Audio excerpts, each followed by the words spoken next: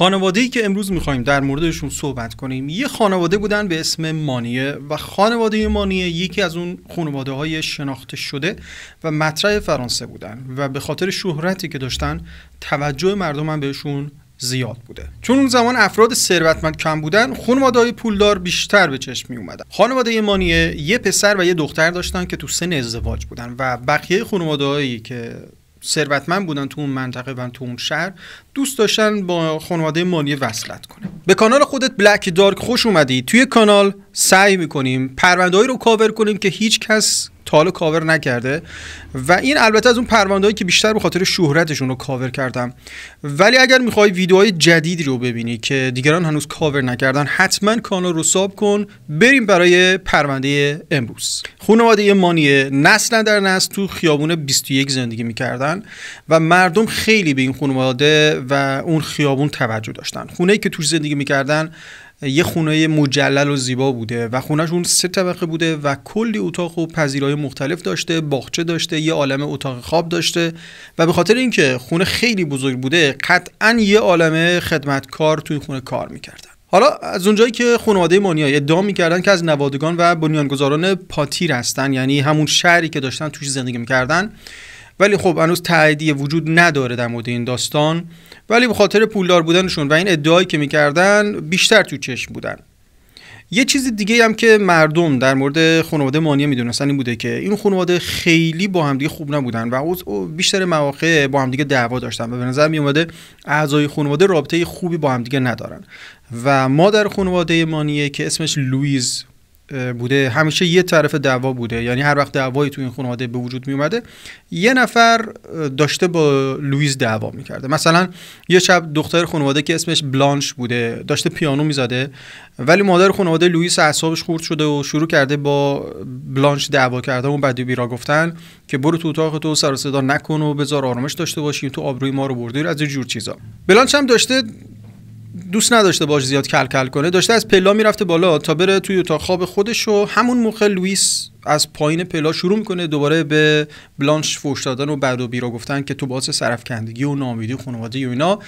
خلاصه بلانش با مادرش مدام در حال بحث و دعوا بوده و تقریبا همیشه طرف برد این دعوا مادر خانواده بوده، هم بزرگتر بوده و هم بلانش سعی میکرده با مادرش کنار بیاد دیگه. حالا اون شب وقتی که بلانش میره تو اتاق خودش و فکر میکرده که این داستان تموم بشه، مادرش دست از سرش بر نداشته و پدرش رو میفرسته بالا تو اتاق بلانش تا بهش بگه که بگیره بخوابه و بذاره بقیه هم بخوابن. احتمالاً اونجا داشته هنوز یه مقدار موسیقی میزده برای خودش و داشته آواز میخونده. حالا بریم سراغ بلانش. بلانش تو خونه پدر بزرگش بزرگ شده بوده و پدر بزرگش یک کارگزار بورس بوده که به خاطر سرمایه خیلی زیادی که داشته کلی احترام و اسم و رسم خوب توی اون شهر داشته. بچه‌هاش و نوه‌هاش داشتن توی آرامش و رفاه زندگی می‌کردن و بلانش تو سال 1845 به دنیا آمده بوده و اسم اصلیش ماریلونا پالین مانیه بوده، ولی خب همه از بچگی بهش میگفتن بلانش. و کسایی که بلانش رو تو کودکی میشناختن اینجوری توصیفش میکردن که بلانش یه دختر خیلی احساسایی و با روحیه خیلی لطیف بوده و از اون ور خیلی بازیگوش بوده و کنارش به بقیه خیلی خوش میگذشته. ولی مهمترین خصوصیت رفتاری بلانش که توجه همه رو به خودش جلب میکرده خوشقلبیش بوده. به گفته لوئیس یعنی مادرش یا لوئیس، بلانش از بچگی خیلی به کتاب خوندن علاقه داشته و مثل اینکه بلانش بیشتر وقتا و بیشتر اوقات فراغتش رو توی کلیسا میگذرونده و آرزو هم داشته وقتی بزرگ بشه یه راهبه بشه. ولی بلانش یه مشکل هم داشته، البته این مشکل بلانش به حساب نمیاد بگیم مشکل، صرفا بقیه با این خصوصیت بلانش مشکل داشتن. الان فکر نمی‌کنم مشکلی باشه و بیشتر مشکلش هم مادرش بوده و چیزی که مادرش باش مشکل داشته این بوده که بلانش عادت داشته نظرش رو ابراز میکرده و در مورد همه چیز حرف میزده، در مورد همه چیز نظر میده و به نظر من دلیلش هم اون کتابایی بوده که میخونده، چون اصولا تو اون زمان بین تمام افرادی که اونجا بوده تنها کسی بوده که به خاطر کتاب خوندنش اطلاعاتی داشته و دوست داشته حرف بزنه و اطلاعاتش رو در اختیار دیگران بذاره و عادت داشته وقتی اطلاعات داشته باشی دوست داشتی در مورد چیزای متفاوت حرف بزنیم. حالا بقیه دوست نداشتن حرف بزنه و اصولا وقتی که نمیخواسته نظرش رو بگه تو ذوقش میزدن و میگفتن تو حرف نزن. بلانش واقعا زیبا بوده و همه داشتن در مورد زیبایی بلانش صحبت میکردن، یعنی همه مردم. و وقتی بلانش وارد اوایل 20 سالگیش میشه، پسرای زیادی از خانواده‌های خوب میخواستن با بلانش ازدواج کنن. با اینکه بلانش خواستگاری زیادی داشته، ولی بزرگترین ترسش این بوده که پیر بشه و نتونه کسی که دوست داره رو پیدا کنه و ازدواج کنه. حالا چرا این بزرگترین ترسش بوده جلوتر متوجه میشه، ولی قبلش یکم در مورد مادرش صحبت کنیم که کی بوده. لوئیس یا مادر بلانش تو این پرونده نقش خیلی پررنگی داره. لوئیس مادر بلانش شخصیت خیلی قوی و محکمی داشته و یه مقداری هم دیکتاتور بود، حالا یه مقداریش بیشتر، که فقط حرف خودش بوده. اونم به خاطر این بوده که لوئیس دختری خانواده خیلی خیلی مهم و اشرافی و پولدار بوده و از بچگی با قدرت بزرگ شده، با پول بزرگ شده و به هر حال اونجا دستور میدادن، نوکر داشتن. بعدها با بابای بلانش امیل ازدواج کرده بوده که اونم یه مرد خیلی ثروتمند و مهم و قابل احترام بوده و امیل رئیس دبیرستان پواتیه، یعنی رئیس دبیرستان یکی از اون شهرهای مهم اونجا بوده. مادر بلانش لوئیس یه مقدار خیلی هنگفتی از پدرش به ارث برده بوده و الان کلی پول داشته، یعنی از اول پولدار بوده ولی بعدش با یه شوهر پولدار ازدواج کرده بوده و این باعث شده بوده که خیلی ثروتمند بشه و به خاطر همین توی اون شهر همه به لوئیس احترام میذاشتن، ولی از لحاظ شخصیتی دوستش نداشتن و مجبور بودن بهش احترام بذارن به خاطر اینکه زن مهمی بوده دیگه. خصوصیت دیگه هم که داشته خیلی خسیس بوده به گفته مردم اون شهر و خیلی از کسایی که اون موقع تو شهر زندگی می‌کردن لوئیس رو به عنوان یه زن خیلی خیلی سختگیر می‌شناختن و یه جورایی مثل مدیر مدرسه رفتار می‌کرده توی اون شهر و حتی توی خونه خودش. حالا همچین خانواده‌ای رو تصور کن با این همه سختگیری و دیکتاتوری و بلانش به عنوان دختر این زن که یه راز خیلی بزرگ داشته از خانواده‌اش مخفی می‌کرد. حالا قضیه چی بوده؟ بلانش با یه مرد بزرگتر از خودش وارد رابطه شده بوده که این مرد وکیل بوده ولی پولدار نبوده، نه خودش پولدار بوده نه خانواده پولداری داشته، خلاصه پولدار نبوده. اون موقع این مرد بزرگترین عشق زندگی بلانش بوده و بلانش چند وقتی بوده که مخفیانه با این مرد رابطه داشته و این دو نفر داشتن زندگیشون رو با هم دیگه برنامه‌ریزی می‌کردن و همیشه داشتن در مورد آیندهشون صحبت می‌کردن، در مورد اینکه قراره با هم دیگه ازدواج کنن و زندگی مشترکشون رو شروع کنن. ولی خب بلانش میدونست که رابطهشون ممکنه مشکل به وجود بیاره، به خاطر اینکه میدونسته که مادرش هیچ وقت با این ازدواج موافقت نخواهد کرد. ولی از اونجایی که بلانش تصمیمش رو گرفته بوده و میخواسته با این مرد ازدواج کنه، بعد از یه مدتی میاد این مرد رو به خانواده‌اش معرفی میکنه. کسی که انتخاب کرده بوده اصلاً از لحاظ اجتماعی و مالی ارتباطی به خانواده خودش نداشته ولی بلانش میخواسته باشه ازدواج کنه، خوشش میومده ازش. بعد از این لوئیس به بلانش میگه که تو دیگه اجازه نداری این مرد رو ببینی و باید همینجا رابطه تو با این مرد تموم کنی و همونطوری که من بهت میگم باید زندگی کنی. ولی بلانش هنوز داشته قایمکی این مرد رو میدیده و بین خودشون این دو نفر نامزد کرده بودن و رابطهشون خیلی جدی بوده. دیگه داشته به یه راهی فکر میکرده که بتونه از خونه فرار کنه و بره باهاش زندگی کنه و یه زندگی مشترکی رو با هم دیگه شروع کنن. این داستان داشته دهن به در بین مردم میچرخیده، یعنی این داستان نامزدی که اومده خواستگاری این شخص و خیلی زود این حرف به گوش لوئیس میرسه. میرسیم به مارچ سال 1875. بلانش اون روز رو با نامزدش گذرانده بوده و بدون اینکه کسی بدونه و طرفای شب میخواسته قایمکی برگرده خونه و خیلی آروم از در پشتی خونه وارد خونه میشه، ولی متاسفانه این آخرین باریه که کسی بلانش مانیای رو میبینه. بلانش اون زمان 27 سالش بوده و تا 25 سال آینده دیگه هیچ کس بلانش رو نمیبینه. بعد از اون روز بلانش ناپدید میشه و همه شروع میکنن از لوئیس و مارسل و امیل در مورد بلانش پرسیدن. خانواده مانیه هر دفعه خلاصه یه چیزی میگفته. یه دفعه میگفته بلانش رو فرستادیم انگلیس تا درس بخونه، بعدش حرفش رو عوض میکنن، میگن بلانش با یه مرد اسکاتلندی آشنا شده و قرار بره اسکاتلند و با اون مرد ازدواج کنه و قرار هم همونجا بمونه. و خلاصه مردم داشتن پشت سرشون حرف میزدن و یه سری هم میگفتن حالا با شناختی که از بلانش و خانواده‌اش داشتن گفتن احتمال میدادن که بلانش فرار کرده و خانواده‌اش به خاطر اینکه نمیخوان آبروشون بره دارن میگن فرستادیمش اسکاتلند و اینجور چیزا. به مرور زمان مردم شروع میکنن در مورد خود بلانش صحبت کردن و اینجوری که بلانش خیلی زیبا بوده ولی همیشه یه جنون، یه دیوانگی خاصی توی شخصیتش دیده میشده. این حرف مردم بوده و میدونید بلانش یه دختر سرکش بوده و از اینایی بوده که نظرش رو راحت میگفته، کار خودش رو میکرده، پشت سر مادرش با مردی که مادرش اصلا تاییدش نمی‌کرده وارد رابطه شده بوده و می‌خواسته باهاش ازدواج کنه و مردم وقتی اینا رو می‌دیدن و اون بک‌گراندی که از خانواده‌اش داشتن و مردم اینجوری بودن که یه جنون خاصی همیشه توی بلانش بوده و این قضیه رو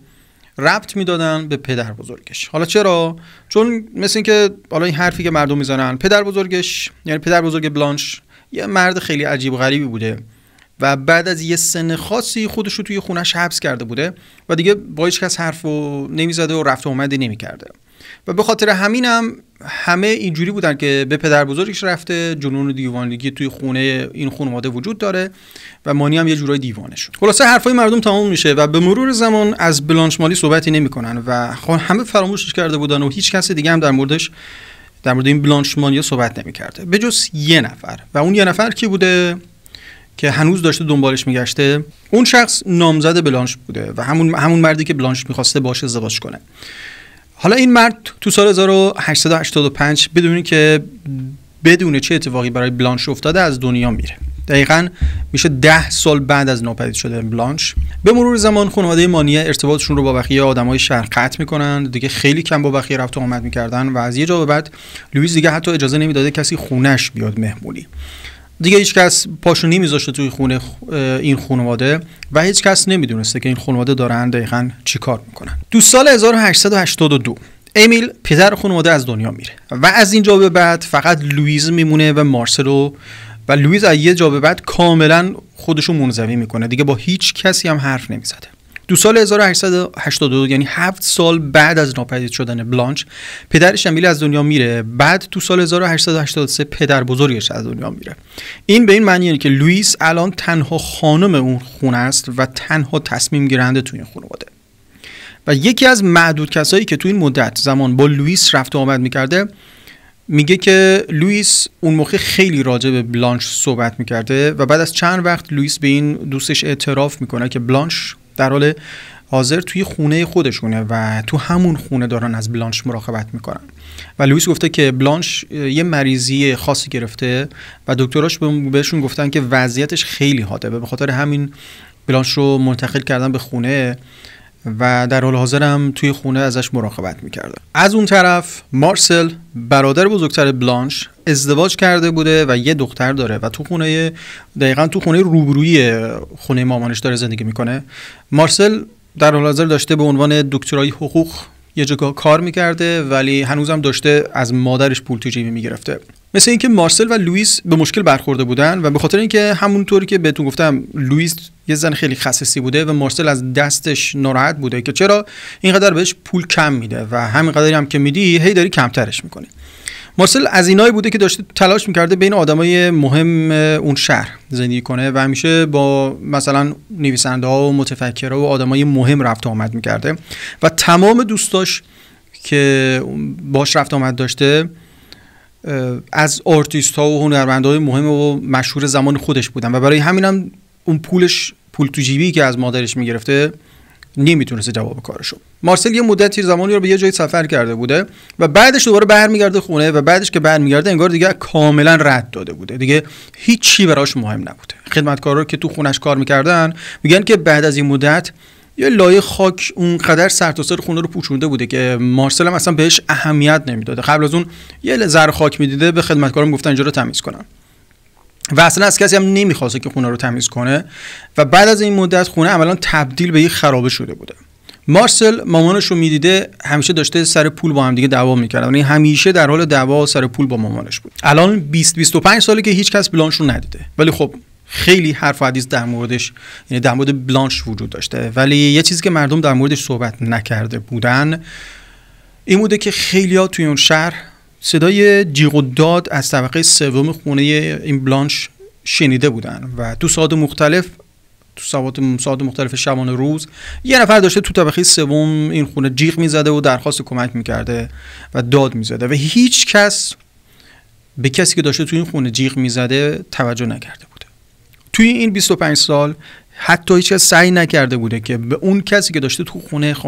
خانواده مانیه جیغ میزده کمک کنه. حتی اصلا کنجکاو نشده که ببینه این چیه، این صدا از کجا میاد. تا اینکه تو تاریخ 23 مارس سال 1901 ساعت 2:30 بعد از ظهر پلیس شهر یه نامه از سمت یک آدم ناشناس دریافت میکنه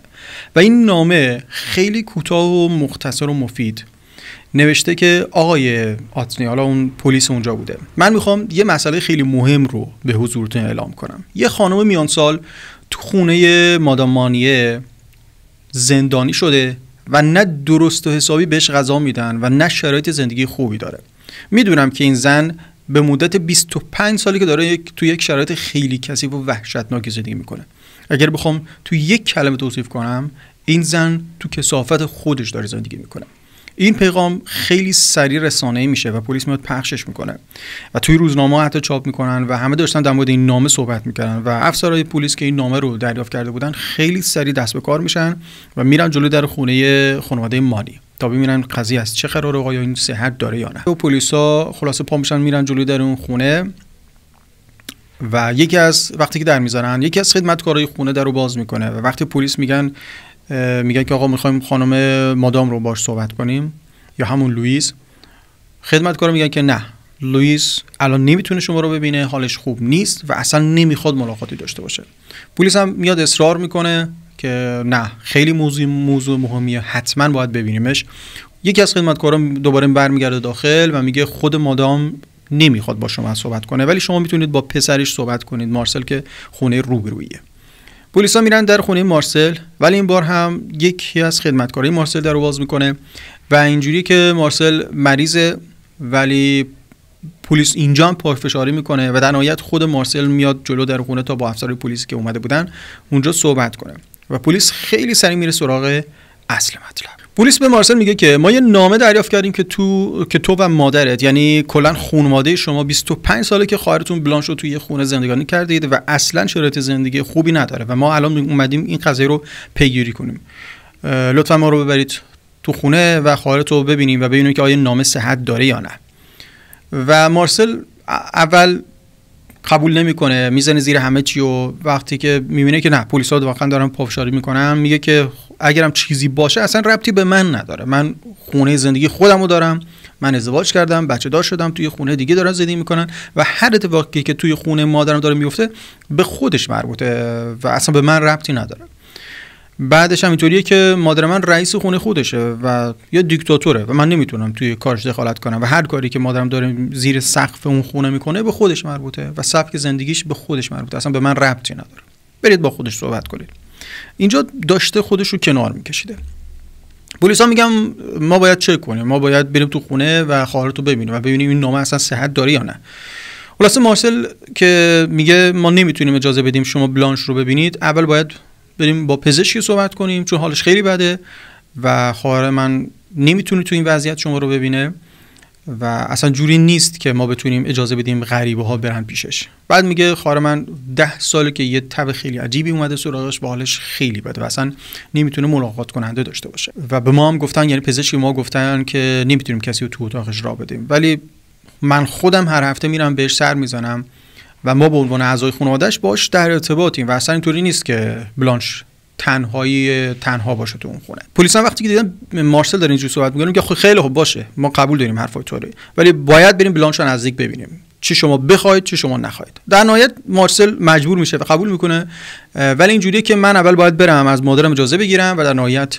ببینم آیا اجازه میده یا نه. در نهایت لوئیس مجبور میشه پلیسا رو داخل خونه راه بده و تو نگاه اول خونه کاملا عادی به نظر می اومده، نه تنها عادی بلکه خیلی تمیز بوده. خونه برق میزاده، یه عالمه وسیله آنتیک و گرون قیمت و مجلل داخل خونه بوده و خونه از هر لحاظ تمیز و زیبا بوده. هیچ مشکلی توی خونه دیده نمی‌شده، ولی یه چیز خیلی بد بوده، اونم یه بوی مشمئز کننده‌ای بوده که توی جای خونه احساس می‌شده و افسرهای پلیس هم تعجب کرده بودن که چرا هیچ کس توی خونه به این بو هیچ واکنشی نشون نمیده. این بو اینقدر بد بوده که توی همون لحظه اول که وارد شدن این بو رو احساس کردن، ولی هیچ کس اصلا براش مهم نبوده. لوئیس افسر پلیس رو میبره سمت یک اتاق که تو طبقه سوم توی راهروی بوده. تا یک راهروی تاریک و دور افتاده، هر چقدر اینا بیشتر به اتاق نزدیک می‌شدن بوی بد بیشتر احساس می‌شده. به یه اتاق میرسم، لوئیس در اتاقی که قفل بوده باز میکنه و افسر پلیس وارد اتاق میشن. اتاقی که واردش میشن خیلی تاریک بوده و هیچ جا دیده نمی‌شده. افسر پلیس برای اینکه بهتر بتونن داخل اتاق ببینن میرن سمت پنجره تا پنجره رو باز کنن، ولی مارسل گفته که پنجره رو باز نکنید. دخترم اذیت میشه و همینجا بوده که افسر پلیس متوجه میشن که یه زن داخل اون اتاقه و بعد برمیگردن سمت تخت و یه زن میان سال لاغر مریض رنگ پریده رو میبینن که خودش رو زیر پتو قایم کرده بوده و وقتی که خوب نگاه میکنن میبینن این زن بلانش بود. از اونجایی که اتاق بوی واقعا بدی میداده، بعد از چند دقیقه نتونستم تحمل کنم، بیخیال میشن و از توی اتاق میان بیرون و بعدش اون افسرهای پلیسی که سر صحنه آزاد شده بودن زنگ میزنن به قاضی تا ببینن باید چی کار کنه. قاضی پرونده توی اتاق حاضر میشه، میاد اونجا و لحظه‌ای که قاضی میرسه توی اتاق و میبینه وضعیت زندگی بلانش طوری بوده، به پلیس میگه که همین الان این زن رو بپیچید توی یه پتوی تمیز و ببریدش بیمارستان و بعد از اینکه بلانش رو به بیمارستان منتقل میکنن مارسل و لوئیس جفتشون دستگیر میشن. بعد از اینکه لوئیس و مارسل ایستگاه پلیس منتقل میشن، پلیس شروع میکنه با خدمتکارای خونه صحبت کردن و فردای اون روز افسرهای پلیس برمیگردن اتاق بلانش تا یه گزارشی از تمام چیزایی که تو اتاقش بوده تهیه کنن. اینجا پلیس دقیقاً متوجه میشه که یه عالمه پسماند غذا توی اتاق بلانش بوده، مثلا صدف خوراکی بوده، ماهی، مرغ و یه عالمه پتو، اینجور چیزا، یه عالمه دوشک. ولی چیزی که خیلی بد بوده این بوده که همه این پتوها کثیف بودن و روشون ادرار و مدفوع انسان بوده. داخل اتاق هم یه مجسمه مریم مقدس پیدا میکنن و کف اتاق پر از کثافت و تموندهای غذا و مدفوع و ادرار و اینجور چیزا بوده. حالا این رو تصور کنید که دیوار اتاق قبلا یه گچکاری خیلی خوبی داشتن، الان دیگه هیچ گچی روی دیوارا نبوده و رنگای اتاق حتی کنده شده بوده و حتی 2 سوراخ هم اون گوشه توی دیوار وجود داشته که موشا از اونجا رفت و آمد میکردن و پنجره اتاق هم حتی از بیرون زنجیر شده بوده تا کسی نتونه از بیرون داخل اتاق رو ببینه یا از داخل پنجره رو باز کنه و حتی صدا و بو هم از پنجره نره بیرون. پلیسا متوجه میشن که بلانش روی دیوارا یه چیزایی نوشته و انگار میخواسته خوندن و نوشتن رو یادش نره، ولی به مرور زمان که سنش رفته بالا و دیگه انگار حوصله نداشته و دست از نوشتن برداشته بوده. و اینو چرا میگم؟ چون که بین همین نوشته‌ها پلیسا متوجه شدن که بعضی از نوشته‌ها اصلا مشخص نبوده که چیان و چه مفهومی دارن و انگار بلانش داشته نوشتن رو فراموش میکرد. ولی یکی از چیزایی که موفق میشن روی دیوار پیدا کنن و بخوننش و میدونن که بلانش نوشته این بوده که یعنی دقیقاً این جمله بوده: زیبایی به وجود بیار، عشق و آزادی همیشه. یه ترجمه بد بوده حال یا نوشتار گرامر اون بد بوده نمیدونیم، ولی دقیقاً همینا نوشته بوده. پلیس اول مارسل رو بازجویی میکنه و توی بازجویی مارسل دارن بهش میگن که ما با همه خدمتکارا صحبت کردیم و این اطلاعاتی که ما الان داریم و دارن اطلاعات رو براش میگن و برای مارسل میخونن تا ببینن مارسل تاییدشون میکنه یا میخواد بزنه زیر همه این چیزا. و اینجا ما متوجه میشیم که بلانش یه خدمتکار مخصوص داشته، یه خانم به اسم فیزی که سالهای سال کسی بوده که از بلانش داشته مراقبت میکرده و این به این معنا بوده که بلانش چندین و چند خدمتکار نداشت، چون اگه چند نفر میدونستن که وضعیت زندگی بلانش یه شکلیه و چه این وضعیت اسفناکی داره، احتمال اینکه یکی از اینا میومده حرف میزده و زیاد بوده. ولی مثل اینکه تنها کسی که برای مدت زمان خیلی طولانی داشته از بلانش مراقبت میکرده این خانم بوده. ولی این خانم تو سال 1896 از دنیا میره و از اینجا به بعد روز به روز داشته حال بلانش بدتر میشده و بعد از مرگ این فیزی چندین و چند خدمتکار دیگه برای نگهداری از بلانش استخدام میشن، ولی مثل اینکه این خدمتکارا مجبور بودن با بلانش توی یه اتاق زندگی کنن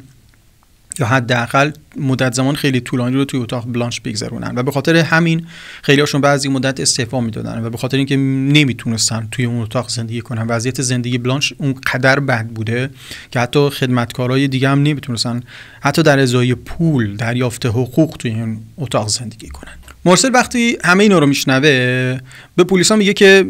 تمام این حرفایی که شما دارید میزنید حقیقت داره، ولی من خیلی خواهرمو دوست داشتم و خیلی بهش وفادار بودم و من فقط خوبی خواهرمو میخواستم و بعدش از لوئیز بازجویی میکنن، یعنی مادر بلانش، و لوئیز میگه که تو سال 1872 ما متوجه شدیم که دخترمون یه بیماری خیلی جدی داره، یه تب خیلی جدی داره که داره زندگیش رو تهدید میکنه. و از اونجا به بعد بلانش گفته دیگه نمیخواد هیچ کسی رو ببینه، یعنی خود بلانش اینو گفته. ولی با این وجود بلانش تو عروسی برادرش حضور پیدا کرده، چون برادرش رو خیلی دوست داشته و عاشقش بوده. و این در صورتی بوده که اصلا هیچ کس توی خاطراتش نگفته که بلانش رو توی مراسم ازدواج مارسل دیده بوده. مادرش بعدش میاد میگه که بعدها حتی وضعیت اینقدر بدتر شده که همیشه توی اتاقش بوده و از یه جا بعد دیگه حتی نمیخواسته لباس تنش باشه و خیلی کم غذا میخورده و روز به روز هم داشته ضعیفتر و لاغرتر میشده و به نظر نمیومده که بلانش دیوونه باشه، ولی همه کاراش رو به یه شیوه خاصی داشته انجام میداده و ما هم نمیتونستیم هیچ کار کنیم. مثلا نمیخواسته با ملافه بخوابه، یا مثلا شب که میخوابیده نمیخواسته ملافه بکشه روش و نمیخواسته لباس تنش کنه و فقط وقتایی که لباس نداشته لخت بوده یه پتو میکشیده روی خودش و آروم میگرفته و میخوابیده. و منم هیچ وقت حتی به زندانی کردن اون فکرم نمیکردم و چون من خیلی دخترمو دوست دارم و دختر من همیشه آزاد بوده که توی خونه رفت و آمد کنه، ولی خب اخیراً یعنی چند سالی بوده که تصمیم گرفته که اصلا از اتاقش بیرون نیاد و با هیچ کس صحبت نکنه. این تصمیم خودش بوده و آخرش هم میگه که اگه من اشتباهی کردم اصلا به خاطر این نبوده که دلم میخواسته به دخترم آسیبی بزنم یا خدای نکرده بکشمش، من همیشه خودمو فدای دخترم کردم و اینجا هم فدای دخترم شدم. ولی در نهایت تو 24 می سال 1901 لوئیس به خاطر کارهایی که با بلانش کرده بوده میفته زندان و این در حالی که هنوز دادگاهش تشکیل نشده بوده، ولی خب تا زمان برقراری دادگاه قرار لوئیس توی زندان باشه. لوئیس تو تمام این مدت زمانی که توی زندان بوده همش داشته میگفته من بیگناهم و همش داشته درخواست میکرده که از زندان آزادش کنن. یک هفته بعد از زندانی شدنش توی زندان لوئیس از پرستاری که داشته ازش مراقبت میکرده درخواست یه لیوان آب میکنه و این پرستار وقتی رفته اونجا متوجه میشه که حال لوئیس خیلی بده. میره کشیش و دکتر زندان رو خبر میکنه و لحظه‌ای که وارد اتاق لوئیس میشن لوئیس داشته یه چیزی زیر لبش زمزمه میکرده و همونجا بوده که سکته میکنه و میمیره. بریم سراغ خود بلانش. بعد از اینکه پلیس بلانش توی اتاقش پیدا میکنه سریع به بیمارستان منتقلش میکنن و وقتی بلانش که الان 50 خردی سالشه میرسه بیمارستان فقط 25 کیلو بوده و این حالش اینقدر بد بوده که پزشکای بیمارستان میگن بلانش حتی یه شب رو هم نمیتونه زنده بمونه. ولی با این وجود میبرنش حمام، سعی میکنن بلانش رو تمیز کنن، موهاش رو تمیز کنن، ولی موهاش به طرز وحشتناکی کثیف و بلند بودن و وزن موهاش 2 کیلو بوده و توی موهاش پر از مدفوع و تیکه‌های غذا بوده. خلاصه موهاش رو کوتاه میکنن اینا و بلانش هم تو تمام این پروسه‌ای که داشتن پرستارا ازش مراقبت میکردن و تمیزش میکردن مدام داشته از اونها تشکر میکرد و همش اینطوری بوده که مرسی که دارید منو حموم میکنید، مرسی که دارید موهامو کوتاه میکنید. و اون شرایط فیزیکی بلانش خیلی خیلی زود خوب میشه، یعنی برخلاف چیزایی که پزشکا فکر میکردن بلانش خیلی زود ریکاوری میشه و نه تنها از لحاظ فیزیکی حتی از لحاظ روحی هم و منتالی هم ریکاوری میشه. 1 ماه از زمان پیدا شدن بلانش و زندانی شدن لوئیس یا بگیم مرگ لوئیس و مارسل میگذره و بالاخره بعد از 1 ماه زمان برقراری دادگاهش فرا میرسه و الان لوئیس مرده. بچهای لوئیس توی دادگاه نیستن و تنها کسی که قراره توی دادگاه حاضر بشه مارسل و تخت بلانشه. تخت بلانش رو به عنوان یکی از مدارک این پرونده توی دادگاه ارائه میشه، یعنی تخت رو میارن توی دادگاه تا تمام شاهدا و تمام کسایی که تو دادگاه حاضر شدن تا این پرونده رو پوشش بدن تخت رو از نزدیک ببینن و متوجه بشن که شرایط فیزیکی بلانش تو اون 25 سال چقدر سخت و بد بوده و تو چه وضعیتی داشته زندگی میکرده. از اون ور میان همه خدمتکارایی که اون موقع داشتن توی خونه کار میکردن و همه خدمتکارای سابق خونه همه اونا رو توی دادگاه میارن تا به عنوان شاهد حاضر بشن و همشون داشتن متفق القول میگفتن که این شرایط رو خود بلانش انتخاب کرده بوده و خودش تصمیم گرفته بوده که تو این کثافت زندگی کنه و هیچ وقت درخواست نمیکرده که کسی اتاقش رو تمیز کنه و از شرایط زندگیش خیلی راضی بوده. بعد از تمام بررسی‌ها مشخص میشه کسی که تصمیم گرفته بوده بلانش رو زندگی کنه لوئیس نبوده بلکه پدرش یعنی امیل بوده. حالا چرا اینو میگیم؟ چون یه سری نامه پیدا میکنن پلیسا که مارسل یعنی پسر خانواده به لوئیز و مادر و پدرش امیل نوشته بوده، نامه زده بوده و مثل اینکه توی این نامه داشته تلاش میکرد، التماس میکرد که راضیشو میکرد که آره بلانش رو آزاد کنید، اشتباه کرده ولی خب شما آزادش کنید، قول میده این کارو نکنه. و دلیلشون برای زندانی کردن بلانش این بوده که بلانش میخواسته با یه مردی که پایینتر از حد خانواده خودش بوده ازدواج کنه و به خاطر همین ما توی اتاق زندانیش میکنیم تا دیگه این کارو انجام نده. و بلانش هم تو اون موقع فکر میکرده که خب یه تنبیه ساده است دیگه و بعد یه مدتی آزادش میکنن و میره سراغ کارش دیگه. ولی این فکر 25 سال طول کشیده و 25 سال اون آزاد نکردن. توی دادگاه مشخص میشه که لوئیس به خدمتکار اجازه نمیداده اتاق بلانش رو تمیز کنن و بهشون اجازه میداده که محتویات اتاق خالی کنن، یعنی هر چی تو اتاقش بوده خالی کنن، ولی بهشون اجازه نمیداده اتاق بشورن یا مثلا پتوی بلانش رو بشورن و تمیز کنن. یه جوری داشته اون قدر کوچیکش میکرده و هویتش رو زیر سوال میبرده که بهش بفهمونه که کی رئیسه. ولی این کار واقعا نه تنها انسانی نبوده بلکه نمیتونه یه نفر رو مطیع خودش کنه. شاید در ظاهر بعضی وقتا این اتفاق بیفته ولی از لحاظ ذهنی اتفاق نمیفته، اون شخص مطیع نمیشه. ولی خب اینجوری معلومه بلانش اینقدر سرسخت بوده که 25 سال مطیع نبوده و باعث شده که 25 سال این داستان ادامه پیدا کنه. خیلی از خدمتکارایی که تو اون خونه زندگی می‌کردن میدونستن چه بلایی سر بلانش اومده، ولی وقتی استعفا میدادن یا اخراج میشدن یا به هر دلیل از خانواده مانیا میومدن بیرون و میرفتن تو خونه یا خانواده خودشون، راجع به این قضیه با هیچ کس صحبت نمی‌کردن. حالا نمیدونیم، شاید هم صحبت می‌کردن ولی خب میترسیدن که به کسی بگن و 25 سال این پنهان بوده و در نهایت دادگاه به این نتیجه میرسه که مارسل گناهکاره، ولی ماکسیموم حکمی که میتونن بهش بدن 15 ماه زندان بوده و بعدش مارسل از زندان میاد بیرون و برمیگرده توی خونش که روبروی خونه مادرش بوده. مارسل تو سال 1913 از دنیا میره و بلانش هنوز توی بیمارستانه و هنوز شرایطش جوری نیست که بتونه از بیمارستان آزادش کنن تا خودش تنها مستقل زندگی کنه. بعد از اینکه پزشکا معاینه میکنن متوجه میشن که بلانش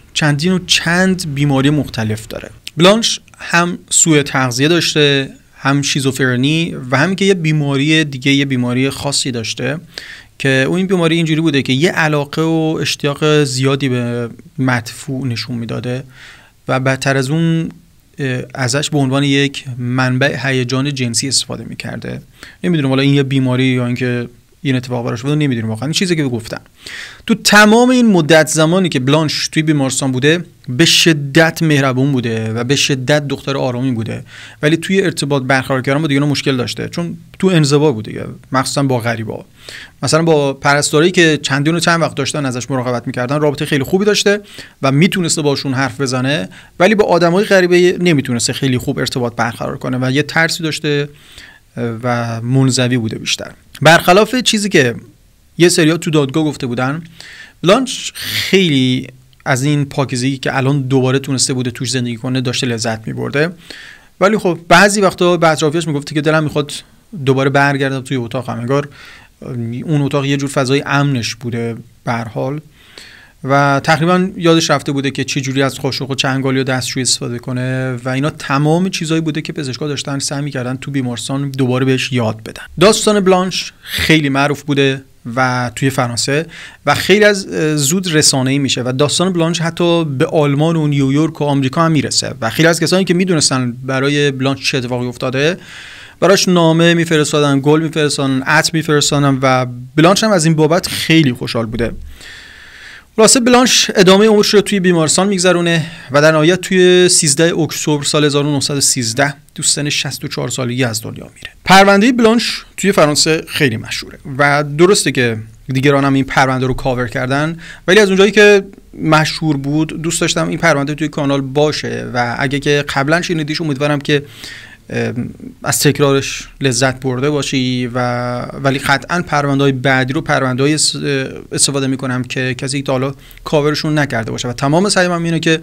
پرونده‌هایی رو بیارم توی کانال که تا حالا جایی گفته نشده، مگر اینکه پرونده‌ها خیلی پرونده‌های مشهوری باشن که نیاز باشه بهشون